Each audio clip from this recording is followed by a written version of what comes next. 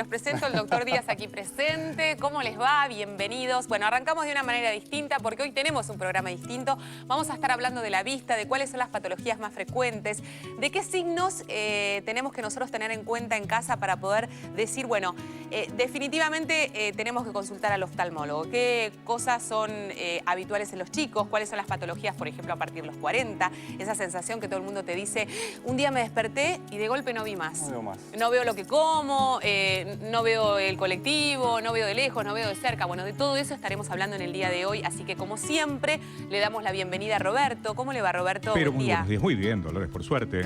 Bueno, un lindo día, fresco pachomba, Fresco, como decíamos ayer, 18 la máxima y el cielo parcialmente nublado por la tarde. Bueno.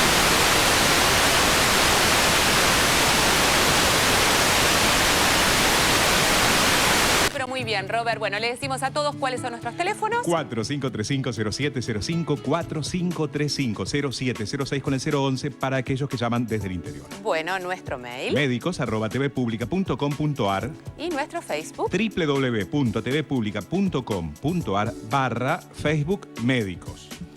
¿Usted tiene problemas de la vista, doctor Díaz? Tengo problemas de la vista. Miope. ¿Muchos? No, soy miope y un poco de astigmatismo. Bueno, un poco, Un combo generalizado. Bueno, pero ahora tenemos noticias del día y las compartimos. Los títulos, el médico por naturaleza. 1 de cada 3 mujeres muere por causas cardíacas. En Argentina, el 30% de las muertes en las mujeres se deben a causas cardiovasculares, una tendencia que creció en los últimos años. Especialistas recomiendan extremar los controles y cuidados desde los 40 años. Lácteos. Un estudio reciente reveló que incrementar la ingesta de leche y sus derivados ayuda a adelgazar. El aumento del consumo de calcio y la disminución de peso es inversamente proporcional. Bueno, hablamos del tema de, obviamente, de las consultas y de los problemas cardíacos que padecen las mujeres. Esta noticia del fallecimiento de Romina Yan nos conmovió a todos muchísimo y nos puso en una situación nuevamente de alerta, ¿no? El desmistificar que las mujeres no tienen problemas cardíacos cuando en realidad sí los tienen y hoy por hoy son una de las principales consultas en las salas de urgencia de los distintos hospitales, que las mujeres al no tratarse o al no hacer toda esta consulta preventiva porque piensan que no las va a afectar, lamentablemente terminan teniendo situaciones mucho más graves de las que posiblemente tendrían los hombres. Así es, como charlábamos ayer justo con Guido, lo importante es separar la edad, ¿no? Menos de 35 y más de 35. Ya a partir de los 35 o 40 años empieza a influir todo lo que es el estilo de vida, el sedentarismo, el sobrepeso, la obesidad, el colesterol elevado, la diabetes, la hipertensión. Entonces, todos esos estilos de vida que son factores de riesgo cardiovascular explican que 1 de cada 3 muertes en las mujeres sean a causa de lo más común que son los infartos cardíacos. Y relacionado con las mujeres, que en general también vivimos pendientes y estamos como muy afectadas por todos los trastornos alimenticios, lo que en general las mujeres no sabemos es que estos trastornos alimenticios, más allá de hacernos un daño real a nuestra salud, también nos afecta enormemente a nuestra salud cardíaca, digamos. Exactamente. Una de las principales consecuencias de la anorexia, de la bulimia, justamente es el deterioro cardíaco. Exactamente, y te explico por qué. Porque todo el medio interno, todos los electrolitos, el sodio, el potasio, que son fundamentales para que el corazón pueda latir, para que el cuerpo funcione en perfecto estado, están alterados. ¿Sí? Entonces puede haber desde deshidratación hasta unas dietas muy monótonas, las famosas dietas de comer una sola cosa, la dieta de la manzana, la dieta de solo tomar líquido y demás. Eso hace un desbalance total que pone en riesgo, sobre todo si lo asociamos a alguna actividad física bastante intensa o extrema. Así que muchísimo cuidado con esto, a tener conciencia. El 75% de las causas cardiovasculares se pueden prevenir dejando de fumar, haciendo actividad física y comiendo saludablemente. Así que a ponerse las pilas. No sé si estás de acuerdo, pero hoy vamos a compartir nuestra mesa durante todo el programa con un invitado especial. Él es oftalmólogo, se llama el doctor Gonzalo Valenzuela y nos vamos a acercar. Muy bien. ¿Cómo le va, doctor? ¿Bien? Muy bien, muchas gracias por la invitación. Bueno, un placer, porque la verdad es que nos parecía fundamental poder compartir todo el programa con un especialista en el tema. Hoy estamos hablando de la vista, como bien lo habíamos anunciado, cuáles son las principales patologías. Ezequiel, como siempre, nos hablará de cuáles son estas patologías identificables en los chicos, que en general siempre cuando tenemos un bebé recién nacido, cuesta identificar aquellas cosas o cómo uno se da cuenta si un bebé está viendo bien o no está viendo bien, o si efectivamente puede tener un trastorno, o si de golpe tiene una desviación en la vista, decimos, bueno, nos desesperamos, esto va a ser permanente, debemos tratarlo, ¿cuándo consultar al oftalmólogo? En fin. todas estas preguntas que nos hacemos como padres permanentemente y obviamente otras. Estaremos hablando de la pérdida de la visión a partir de una determinada edad, si esto es degenerativo, es normal o tiene que ver con que somos distintos. Estaremos hablando del glaucoma, estaremos hablando de la presión en los ojos, si es importante controlar la presión en los ojos y por qué es tan importante y nosotros no le damos tanta bolilla. En fin, todas esas cosas desarrollaremos hoy aquí en Médicos por Naturaleza. Pero empezaremos con el doctor Pablo Cheardía, que en este caso nos va a hablar de cataratas, de cuáles son las características, de las últimas cirugías y de los avances tecnológicos, que son muchos en este área. Las cataratas son la opacidad de un elemento que en situación normal es transparente en el ojo, que es el cristalino. Su función es que los rayos converjan y hagan foco en la retina y uno así ver bien. Entonces, para aquellos pacientes, habitualmente a partir de los 55 años, que notan un déficit, un deterioro en su calidad visual, deben considerarse que tal vez la situación no sea resuelta solamente con anteojos y que tengan una opacidad de cristalino. Y eso se llama cataratas. La división de oftalmología cuenta con tecnología como para eventualmente resolver con éxito la cirugía de cataratas. La cirugía ha cambiado mucho los últimos 20 años y actualmente las incisiones son más pequeñas, los lentes intraoculares se han modificado mucho de manera tal que la cirugía no es lo que fue.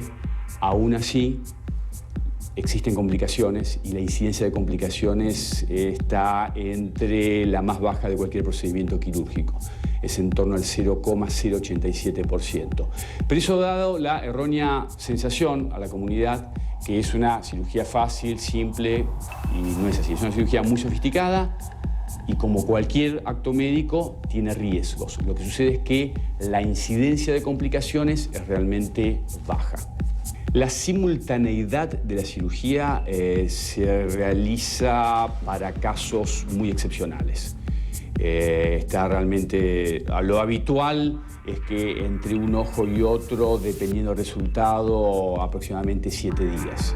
La catarata es una de las patologías oftalmológicas que tiene muy buen pronóstico y que es necesario que la comunidad se acerque al consultorio del médico oftalmólogo. Es decir, el médico oftalmólogo es quien está capacitado para el diagnóstico y eventual tratamiento.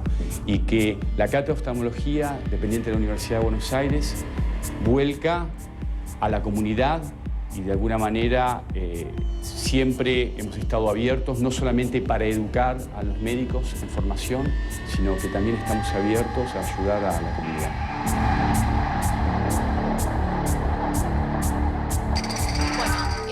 El oftalmólogo es una raza especial porque hacer este tipo de operaciones, yo decía que no podía estar mirando estas imágenes de la impresión que me daba, pero estábamos hablando de posiblemente una de las patologías más comunes, que es la catarata, o la que se consulta y que tiene una cirugía para ser tratada.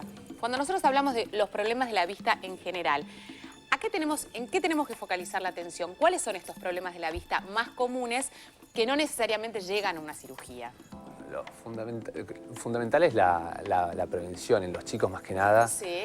En los primeros controles ver que haya un buen fondo rojo, ¿no? Que no haya ninguna patología que haga que la visión no se va a poder desarrollar bien desde esa pequeña edad. Luego más grande, cuando vamos creciendo, algo totalmente normal y fisiológico, lo que vos nombrabas, el tema de la presbicia, sí, la disminución de la visión para ver de cerca. Que eso se corrige con una corrección de anteojos. Hay que empezar a usar los anteojos a partir de los 40, 42 años, generalmente. Si no pasa eso, por algo puede llegar a ser, o porque uno tiene una pequeña miopía, pero es normal y fisiológico que a partir de los 40 años uno necesite o empiece a necesitar de usar los anteojos. ¿Hay enfermedades que están relacionadas con los problemas de la vista que, digamos, a partir de, por ejemplo, no sé, después de meses de estar haciendo este ciclo, que la diabetes obviamente tiene una relación directa con los problemas de la vista, y por eso es que es tan importante estar atentos a eso. Pero hay otro tipo de enfermedades que pueden dar cuenta y pueden derivar en problemas de la vista, por ejemplo, y nosotros lo desconocemos. Si nuestro hijo tiene tal cosa, bueno, ¿esto puede tener una consecuencia directa? Sí. Sobre todo hay enfermedades que uno va a buscar estos posibles problemas, ¿sí? Porque son enfermedades en general congénitas que están asociadas a un montón de problemas. Por ejemplo, siempre hablamos de la rubiola congénita, ¿no? Que uno va a buscar las malformaciones cardíacas, pero también va a buscar que no haya una catarata congénita. ¿sí? A través de, como bien decía Gonzalo, lo del reflejo rojo. La otra causa es el síndrome de Down. El síndrome de Down pueden tener alguna patología a nivel ocular que tenemos que buscar de rutina. Y después está el examen rutinario que tenemos que hacer nosotros los pediatras en el consultorio todo el tiempo. La primera consulta en general se hace en el primer grado. O sea, no sé, no es muy habitual que uno como padre lleve al chico al oftalmólogo previo a este control, que en realidad nos obligan a hacerlo, gracias a Dios, porque son como los requerimientos escolares. ¿Esto es un error? No, pero previamente igualmente el neonatólogo apenas nace con los exámenes que se hace, se ve, como decíamos antes, el rojo pupilar presente, que no haya una catarata congénita, ¿sí? Que no tenga una desviación importante desde los primeros días. O sea que con un simple control se puede Con el detectar... neonatólogo apenas... Y sobre todo cuando son prematuros. ¿Por qué? Porque el prematuro todavía es inmaduro. Es inmadura su piel, es inmadura su pulmón, es inmaduro el intestino, pero es inmaduro también el ojo. Entonces se empieza a formar esos pequeños vasos sanguíneos de la retina más tardíamente. Y si tiene problemas pulmonares, está internado en neonatología y le tienen que poner oxígeno, el oxígeno es un inductor de la proliferación de estos vasos. Entonces, estos vasos, en lugar de crecer en forma normal, crecen en forma anormal y pueden llegar a producir ceguera a largo plazo. Por eso, el oftalmólogo pediatra trabaja a la par del neonatólogo cuando están internados para controlar una vez por semana o cada 15 días cómo viene creciendo esa retina. Y en el caso de que vea alguna patología anormal, se trata en ese momento y eso le previene la ceguera. Por eso, los neonatólogos también tratan de que el bebé esté con la menor cantidad de oxígeno el menor tiempo que se pueda. Un dolor de cabeza frecuente en los chicos puede estar indicando que no esté viendo bien y que por eso esté haciendo un esfuerzo extra, pues esto lo tenemos así como cultural, ¿no? Sí, eso es así. Lo que hay que hacer es un control para saber que no tenga ningún vicio de refracción, ni una miopía, ni una hipermetropía o astigmatismo. ¿Qué es una miopía y una hipermetropía? ¿Cuál es la diferencia, digamos? La diferencia a grandes rasgos es que la miopía es cuando el ojo es un poquito más grande de lo normal, el foco no se produce directamente en la retina, se produce antes de la retina, entonces la visión de lejos no es buena. Existe una buena visión de cerca, pero la visión de lejos no es buena. La hipermetropía es al revés, generalmente el ojo es un poco más corto, los rayos se juntan por detrás de la retina, y entonces hay que hacer un esfuerzo de la acomodación para llevar esos rayos sobre la retina. Esa acomodación es lo que muchas veces trae trastornos como cefaleas, dolores de cabeza. Exacto. ¿Y esto se resuelve con la utilización de anteojos o esto tiene una cirugía? No, al principio y dependiendo del grado que tenga y cuando la gente es joven, en chicos, se soluciona con la corrección, con anteojos, con lente de contacto, ¿sí? Obviamente lo fundamental es que no haya un estrabismo asociado. El estrabismo es que se produce la desviación del ojo y en los niños es fundamental porque hasta los 12 años es cuando el ojo aprende a ver. Entonces no lo tenemos que dejar ver mal. Exacto. Claro, por eso el tema de los parches, por ejemplo, que los niños que tienen estrabismo, ¿no? Que utilizan un parche para forzar al otro ojo a ver bien. Exactamente, porque muchas veces el estrabismo, que puede ser hacia afuera o hacia adentro, se puede ver a una miopía o a una hipermetropía. Entonces, corrigiendo eso, se corrige el estrabismo. Pero muchas veces es por los músculos y necesitamos tapar el ojo sano para que el ojo enfermo aprenda a ver bien. De todas maneras, doctor, el estrabismo es un tema complicado, complejo de resolver. Yo le consultaba antes de empezar el programa porque tenía una sobrina que efectivamente tenía un problema de estrabismo y que ya ha sido como operada varias veces y uno como se llena de angustia y dice, bueno, ¿cuándo va a llegar el momento donde el ojo se va a corregir completamente, ¿no? Y como hay como una falencia o todavía no se desarrolló del todo una técnica que pueda resolver completamente esta situación. Sí, la técnica no garantiza, como nada en medicina, pero en este caso tampoco no garantiza que los ojos luego van a estar totalmente rectos. Se puede mejorar, pero uno siempre sabe que puede llegar a tener quedar con una pequeña desviación o que eso se puede ir aumentando con el correr del tiempo. Sí, fenómeno. Esto es importante aclararlo porque muchas veces lo que uno escucha en la televisión es como, efectivamente, bueno, esto es así. Escuché que los médicos en Médicos por Naturaleza decían que esto tiene un arreglo definitivo, entonces uno va al hospital, consulta y se encuentra con que lamentablemente no encuentra o no llega a ese resultado tan deseado. Entonces es muy importante ser precavidos en esta instancia y saber que, obviamente, como decimos siempre, cada paciente es un mundo y cada paciente se desarrolla y evoluciona de una manera distinta. Que las técnicas hoy, gracias a Dios, permiten hacer maravillas, cosas que antes no. Totalmente. Después estaremos hablando de cuáles son estas últimas técnicas para poder solucionar problemas de la vista muy, pero muy comunes.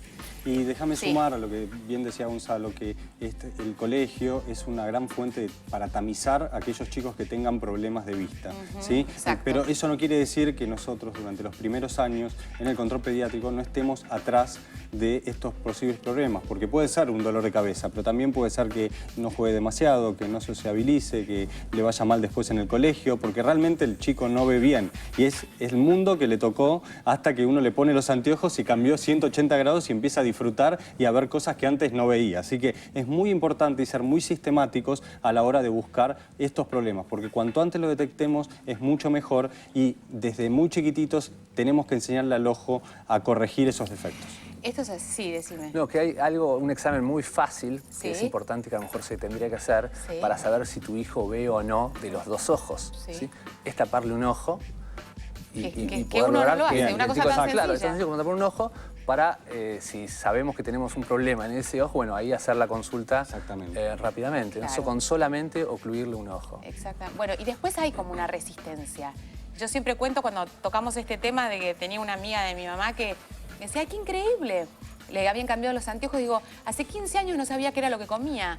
Digo, ¿y cómo puede ser que hace 15 años no? Es como que uno se va acostumbrando a esta situación, lamentablemente, y no va al oftalmólogo y no sabe que cuando a uno le dan anteojos no son de por vida, de que esto se va modificando a lo largo del tiempo. Pasa lo mismo también con la medicación. Obvio. Me dieron la medicación para la presión y nunca la modifiqué. Entonces por ahí o te queda corta o te está pasando. Entonces, bueno, tenemos que hacer pausa porque nos van a matar, nos van a tirar una cámara por la cabeza. Recuerden que nos pueden llamar a qué teléfono, Roberto. 4535-0705, 4535-0706 con el 011 para aquellos que llaman desde el interior. Bueno, hoy hablamos de la vista. Recuerden que estamos en vivo como todos los días. Nos pueden llamar, nos pueden consultar. Ya venimos, no se vayan.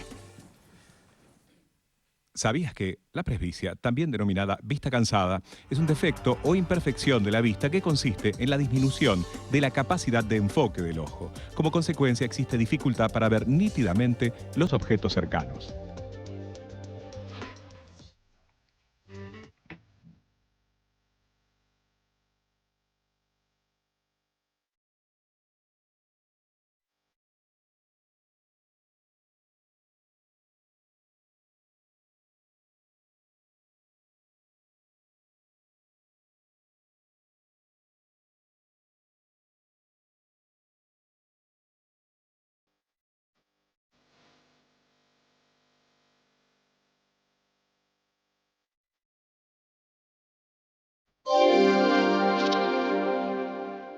Visión 7 en la mina del Diablo. 33 mineros sepultados bajo toneladas de roca.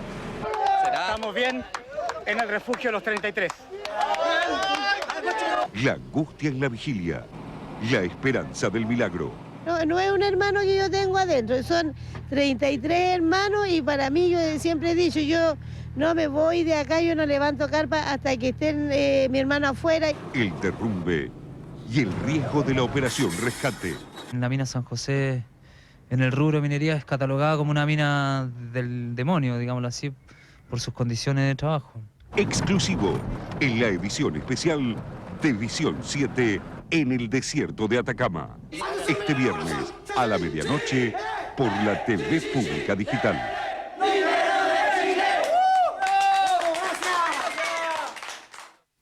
Suéteres, calidad y precios. maurosergio.com. Mauro Sergio Suéteres. Si aprendés jugando, ya ganaste. ¿Y cómo se llama? Un mundo de 20. No, ¿cómo se llama el chofer de ese ómnibus? Colectivero. ¡Sí! ¿Vas a responder?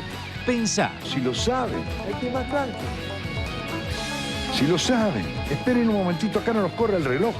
Siempre hay un argentino que más sabe.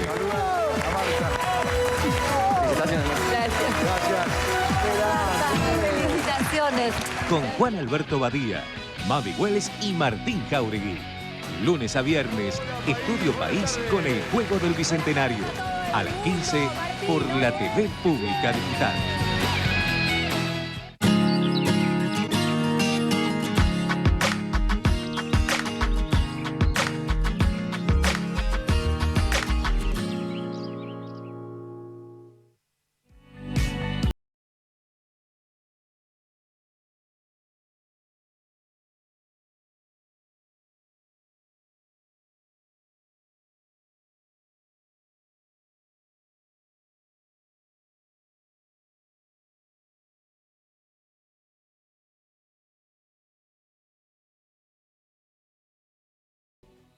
Este domingo, mientras la familia se junta a comer, qué mejor que hacer la reunión con buen folclore. ¿Qué comeremos el domingo? Empanadas santiagueñas que nos traerá Roxana Carabajal. De sangre marrón la astilla que vuela fugaz del árbol, carne madura del tiempo, llorando sueños quebrados. Pescado que nos traen los musiqueros entrerrianos.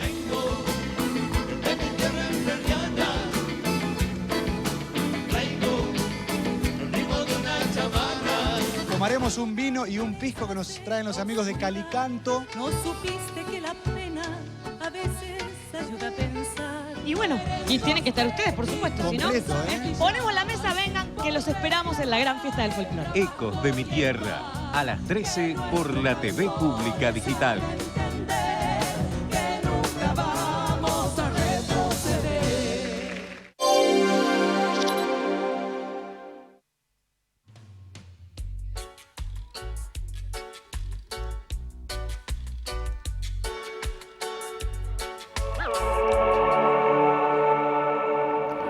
Hola, soy Hugo Arana y acepté la invitación de Médicos por Naturaleza para informarte que el cáncer de mama es el más común en las mujeres y es curable siempre que se haga un diagnóstico a tiempo. Para esto es imprescindible la revisación médica anual, el autoexamen periódico y la mamografía. No te olvides. 2 minutos de autoexamen pueden salvar toda tu vida.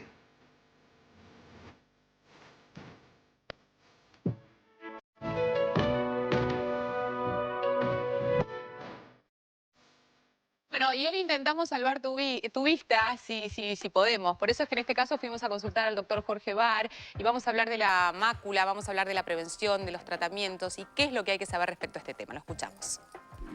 La degeneración macular, como su nombre lo indica, es una alteración a nivel de la mácula. Ahora, ¿qué es la mácula? La mácula es el sector principal, el sector central de la retina con el cual nos estamos mirando en este momento. Es decir, es el sector de la retina que tiene la visión más fina. Con la mácula vemos puntualmente, leemos, se enhebra una aguja, se cose, se teje. Todo el resto es campo visual. La degeneración macular, entonces, es la alteración de este punto central de la retina. Es una maculopatía. Ahora bien, maculopatías hay muchas, inflamatorias, degenerativas, traumáticas, hereditarias. En el caso de hoy, lo que estamos estudiando es una forma específica que se llama degeneración macular relacionada a la edad mayor, que afecta a un alto porcentaje de individuos mayores de 60 años y que representa la primera causa de severa pérdida visual después de esta edad, después de los 60 años, y se va incrementando a medida que aumenta la longevidad. La degeneración macular relacionada a la edad tiene 2 formas clínicas principales, una que se llama seca y otra que se llama húmeda. La forma seca es la más frecuente, es el 90% del total. Y es una forma benigna. La forma seca es una forma, o mejor dicho, es una forma más benigna, muy lentamente evolutiva y que altera la visión después de mucho tiempo de padecerla. Curiosamente, la forma seca, que es la benigna, no tiene un tratamiento definitivamente basado en la evidencia, pero sí se pueden disminuir los factores de riesgo que concurren para que esto evolucione. En cambio, la otra forma, la forma húmeda, que es el 10% del total, esa es más grave porque es más repentina, es más aguda, más dramática, distorsiona más la visión, pero también, llamativamente, la forma más grave y no la más benigna tiene hoy por hoy un tratamiento con una droga que se llaman antiangiogénicos, que se inyectan en el ojo y que en un alto porcentaje contienen la enfermedad y en un porcentaje menor hacen que la visión mejore un tanto. Porque cuanto más precozmente esto se trata, es más fácil la contención de la enfermedad, evitar su evolución y en algunos casos mejorar la agudeza visual.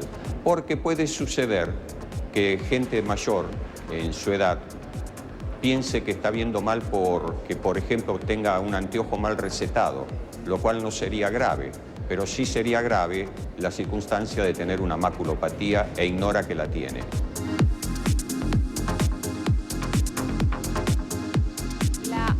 maculopatía tiene un mejor pronóstico si es detectada a tiempo? Digamos, esto de dejarse estar y no saber que por ahí tenemos este tipo de patología, ¿empeora el pronóstico de la persona? Sí, sí, es muy importante saber y depende en qué estadio está, porque hay cosas que podemos hacer para mejorar, para prevenir. El sol no es bueno para la mácula, así que el usar anteojos oscuros durante el verano es algo muy importante. La alimentación muchas veces también está relacionada, ¿sí? Y luego, dependiendo el grado de maculopatía y qué tipo de maculopatía, hay diferentes tipos para clasificar las maculopatías, uno puede hacer algún tipo de tratamiento para mejorar. Para mejorar. Sí. Esto no se opera, digamos. ¿Cómo se resuelve la maculopatía o si tiene una resolución? Dependiendo del tipo de maculopatía que sea, es una clasificación donde es muy distinta secar de un determinado tipo de maculopatía, lo que sí se seca, o la maculopatía exudativa o húmeda, que es la que estaba explicando el doctor Bar. Sí. Con las inyecciones, que es algo que se está haciendo hace varios años y funciona bien para determinado tipo de maculopatía, no es para todo el mundo. No es para todo el mundo. No, no es para todo el mundo, no es para todas las maculopatías. Y los resultados ayudan a estabilizar la maculopatía muchas veces, el tener un mejor control de esta maculopatía.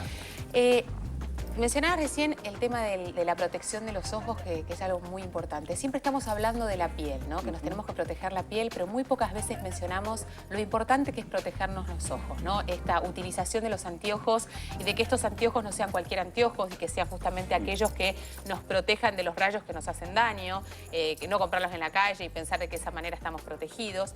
Y después otra cosa me había quedado pensando, hoy por hoy hay muchos tratamientos que se realizan con láser.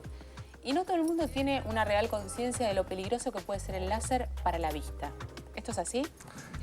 Sí, bien utilizado el láser. Yo digo, por ejemplo, pensando en tratamientos estéticos, en la depilación definitiva, en, no sé, muchas cosas que se hacen con láser y que no todo el mundo tiene la conciencia de que se tiene que proteger conscientemente el tema de su vista.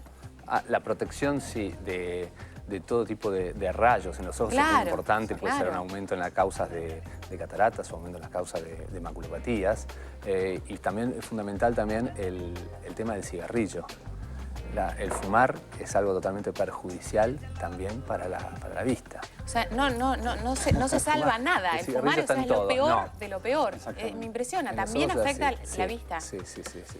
Bueno, otro tema que había quedado pendiente, que parece una cosa menor, pero que en realidad suponemos que no lo es, tiene que ver con la presión de los ojos. Y que muchas veces nos dicen, bueno, una presión alta en los ojos puede generar un daño muy, pero muy grande. ¿Por qué es tan importante la presión en los ojos y cómo se toma si es algo tan complejo como suponemos? La presión es uno de los factores que pueden afectar el nervio óptico, como bien después me parece que lo va a hablar el doctor Sampaolesi. Es algo que se puede hacer fácilmente en el consultorio, tomando la presión, que en todas las visitas se tendría que hacer. Es importante una vez al año, en pacientes mayores de 35 o 40 años, hacer la consulta con el oftalmólogo. Y la presión muchas veces puede traer problemas a nivel del nervio óptico, que esto se llama glaucoma, cuando se produce un daño en el campo visual. Bueno, esto vamos a desarrollar en un ratito con el doctor Sampaolesi, que nos va a explicar profundamente de qué se trata, qué es el glaucoma y cómo se resuelve esta situación, que obviamente es de riesgo. ¿Cuál es el principal problema de la vista y los diabéticos y cómo se resuelve? La retinopatía diabética es una afección muy grave en el ojo. Por suerte hoy, con toda la medicación que hay para los pacientes que son diabéticos, ha disminuido mucho estas alteraciones tan importantes que se veían hace varios años. La diabetes también puede aumentar, el paciente con diabetes aumenta el riesgo de tener una catarata, así que son pacientes que sí, que tienen que tener fundamental el seguimiento clínico, ¿sí? El control con el diabetólogo. Pero se hablaba de una situación como más extrema, ¿no? Un diabético mal cuidado puede inclusive hasta perder la vista. Totalmente. Puede llegar a la ceguera. Esto es porque la diabetes y la glucemia alta no da síntomas, ¿sí? Lo mismo cuando hablábamos de esa pérdida de sensibilidad, sobre todo en las extremidades, en los pies, con las úlceras, las lesiones. Bueno, los ojos es otro órgano que se tiene que cuidar muchísimo una persona diabética. crónica. Por eso el control con la medicación, con la dieta y con el ejercicio de la diabetes va a prevenir a futuro todas estas lesiones que pueden ser invalidantes. Bueno, esto es muy importante. Recién el doctor decía, la consulta al oftalmólogo nosotros repetimos todos los días, con el médico clínico todos los años, ya sabemos, pero nunca imaginamos que con el oftalmólogo también todos los años. A partir de los 35, que ya casi todos tenemos, o sea, todos los años. ¿Los chicos cada cuánto deberían de consultar al oftalmólogo? Los chicos, como dijimos antes, cuando nacen con el neonatólogo que ya lo ve, y luego en la etapa antes de entrar al colegio. Y después, si no tiene ningún inconveniente, cada 2-3 años sería algo bueno para evitar posibles complicaciones. Bueno, en un ratito estamos hablando del glaucoma con el doctor Sampaolesi. Recuerden que nos pueden llamar. ¿A qué teléfonos, Roberto? 4535-0705, 4535-0706 con el 011 para los que llaman desde el interior. Estamos en vivo, no se vayan. ¿Sabías que no se puede curar la miopía? La miopía no se puede curar porque no es una enfermedad. Lo que se hace, y es una búsqueda milenaria, es corregir mediante lentes este defecto de la visión.